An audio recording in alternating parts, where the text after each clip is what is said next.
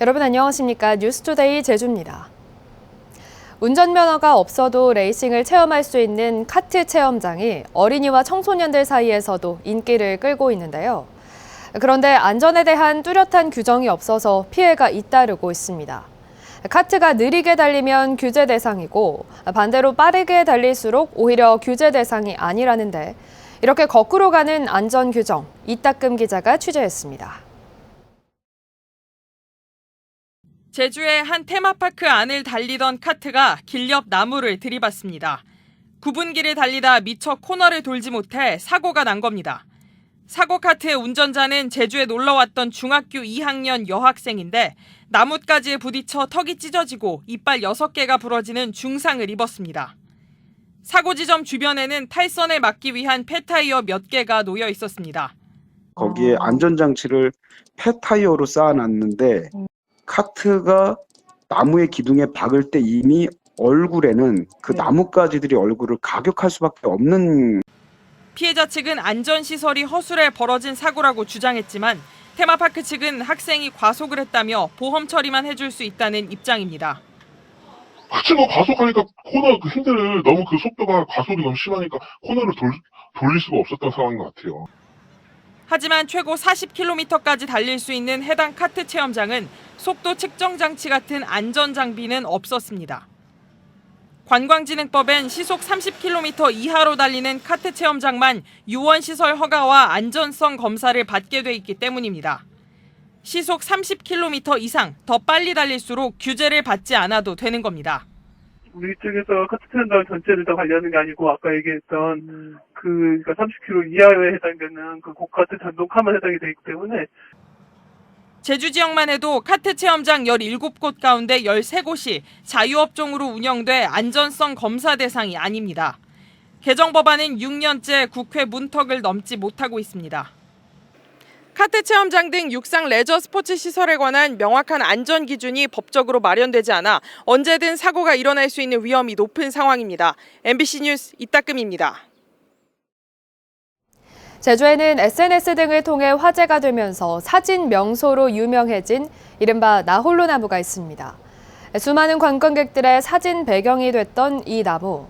관광객들이 몰려들면서 말라 죽을 위기에 놓였다고 합니다. 김항섭 기자입니다. 제주시 한림읍의 한 목장입니다. 광활한 초원 한가운데 나무 한 그루가 우뚝 서 있습니다.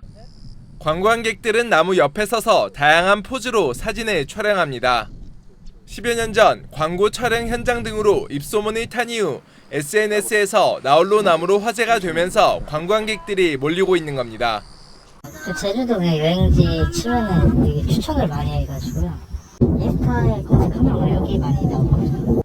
하지만 많은 관광객들이 방문하면서 나홀로 나무는 고사할 위기에 놓였습니다. 한여름에는 잎이 무성해야 하지만 앙상한 나뭇가지만 남아있고 뿌리는 흙 밖으로 드러나 있습니다.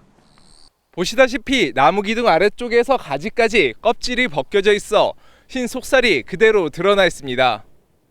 특히 이곳은 목장 사유지로 일반인들이 출입할 수 없지만 관광객의 발길이 끊이지 않으면서 나무로 향하는 길까지 만들어졌고 진입로 주변에는 쓰레기까지 마구 버려져 있습니다.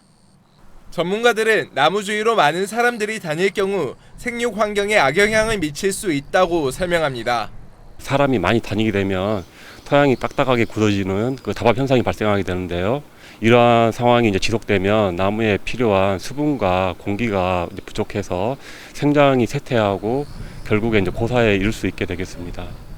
한편 목장 측은 관광객들의 출입을 막을 수 있도록 플래카드 등을 설치하는 한편 전문가 자문을 통해 정확한 고사 원인을 파악한 뒤 보호 대책을 마련하겠다고 밝혔습니다.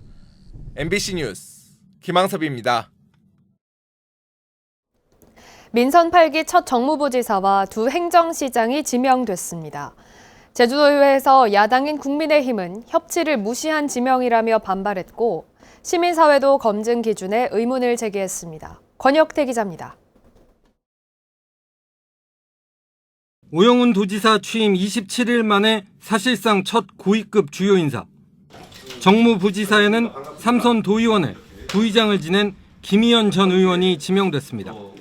개방형직위인 제주시장에는 인수위원이었던 강병삼 변호사가, 서귀포시장에는 역시 인수위 비서실장을 지낸 이종우 전 남제주군의회 의장이 지명됐습니다.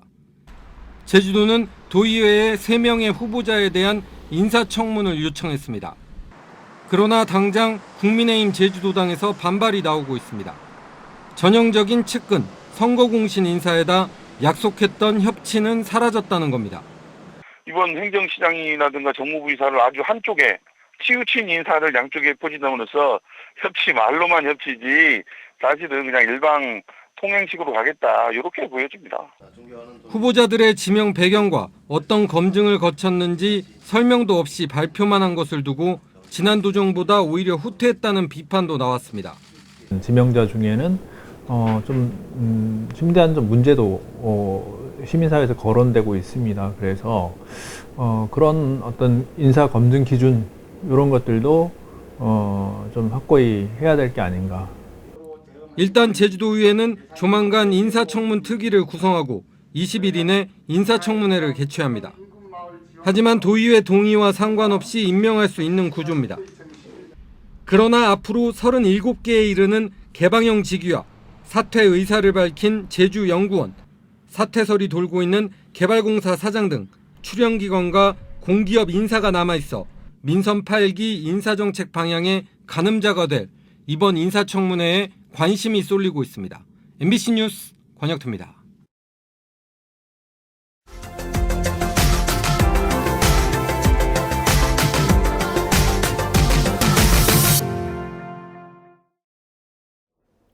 광주 민간도시공원 특례 사업으로 신규 아파트들이 오는 10월 말부터 분양 공고를 앞두고 있습니다. 하지만 최근 물가 상승과 금리 인상 여파로 당초 제시됐던 분양가보다 크게 오를 걸로 예상되고 있는데요. 분양가 책정의 투명성을 높이기 위해 분양 원가 공개도 요구되고 있습니다. 광주 MBC 김영창 기자의 보도입니다.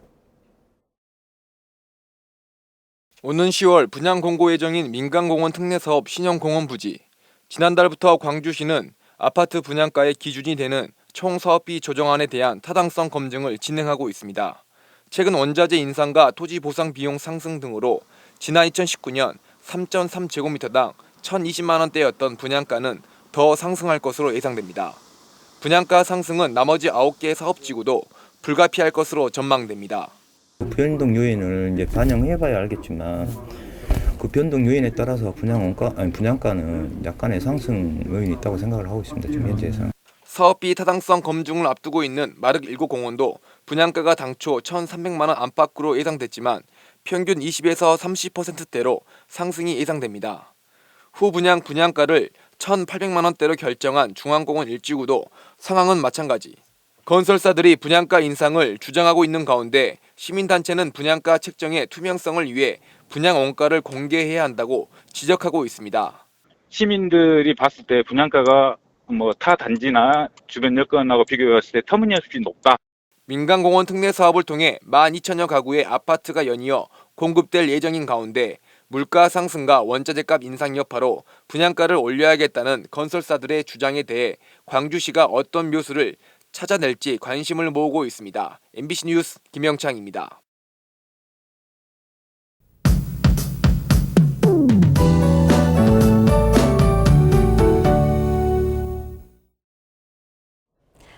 오늘 무더위의 기세가 어제보다 더 강해지겠습니다. 제주 산지와 추자도를 제외한 제주 전역에 폭염특보가 발효 중인데요. 오늘 낮 기온이 35도까지 오르겠고 자외선도 무척 강하겠습니다.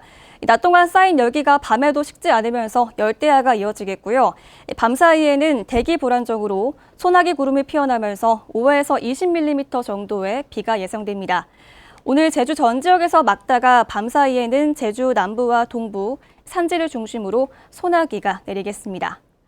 점차 북태평양 고기압이 제주로 확장하면서 오늘부터 고온다습한 공기들이 계속 유입되겠고요. 밤 사이에 비가 지나고 날은 더 후텁지근해지겠습니다.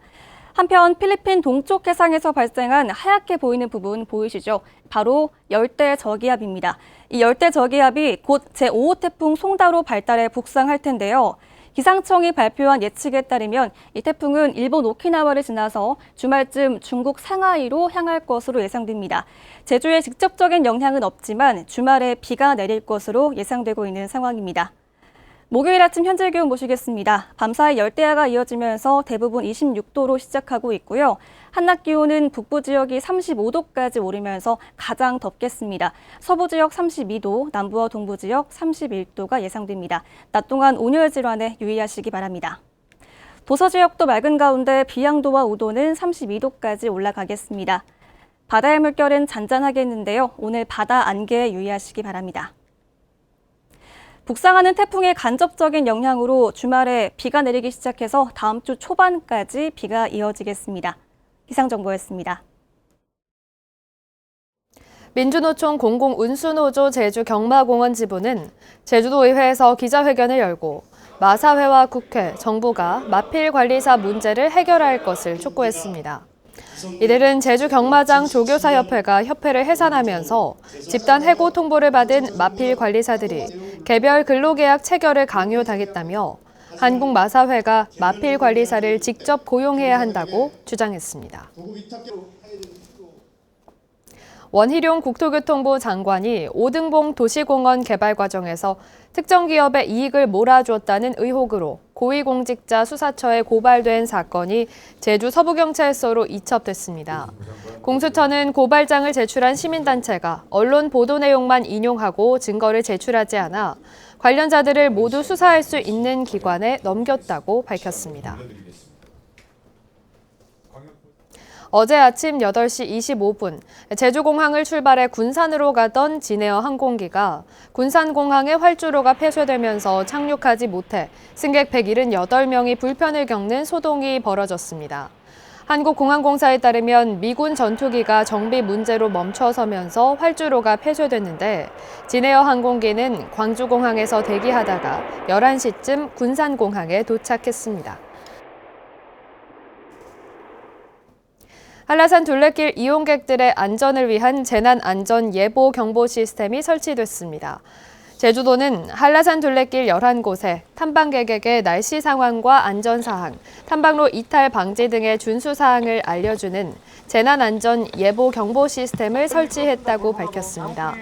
이와 함께 탐방객의 동선을 실시간으로 확인할 수 있는 CCTV도 설치됐습니다. 제주도는 지난해부터 다회용컵 사용을 권장하는 에코 제주 프로젝트를 진행해 일회용컵 270만 개를 절약했다고 밝혔습니다.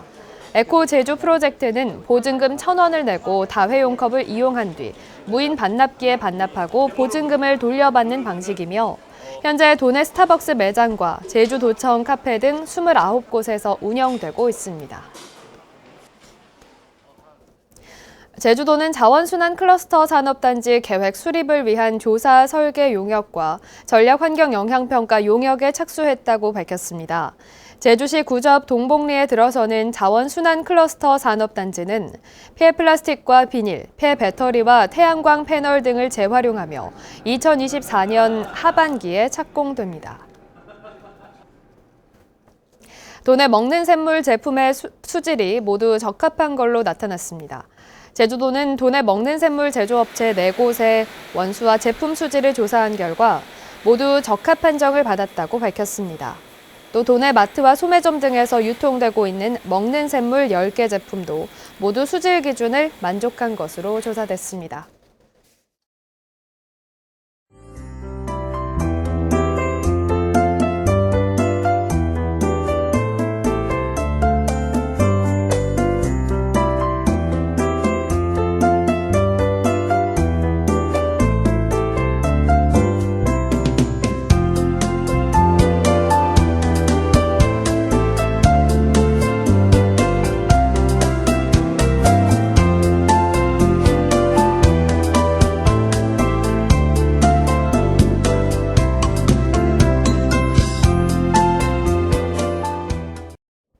뉴스투데이 제주를 마치겠습니다. 여러분 고맙습니다.